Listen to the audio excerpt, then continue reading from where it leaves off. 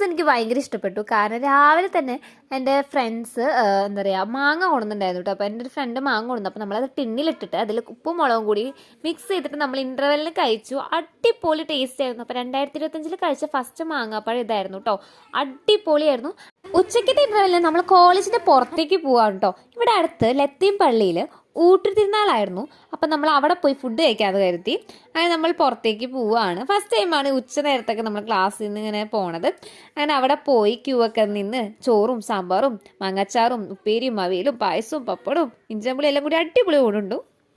വൈകുന്നേരം വീടെത്തിയപ്പോണ്ട് നല്ല അടിപൊളി മഴ പെയ്തു. അപ്പണ്ട് എൻ്റെ അമ്മ നല്ല ചൂട് ചക്കപ്പുഴുക്കും നല്ല മഴ ക്ലാസ് വിട്ട് വന്ന ക്ഷീണത്തോടെ ഇത് കഴിക്കുമ്പോണ്ടല്ലോ നല്ല വിശപ്പോടെ കഴിക്കണം. എന്ത് ടേസ്റ്റാണെന്നറിയാം. ആ മഴയത്ത് ഇത് കഴിച്ചപ്പോൾ അടിപൊളിയായിരുന്നു. എന്തോ സ്വർഗം കിട്ടിയൊരു ഫീലായിരുന്നു.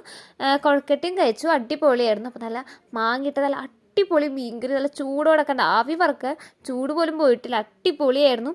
അങ്ങനെ അടിപൊളി ചക്കപ്പുഴുക്കും മീൻകറിയും കൂട്ടി കഴിച്ചു. നിങ്ങളുടെ അവിടെ മഴയുണ്ടോ? ഇപ്പോൾ ഉണ്ടെങ്കിൽ കമൻറ്റ് ചെയ്യാൻ മറക്കരുത് കേട്ടോ.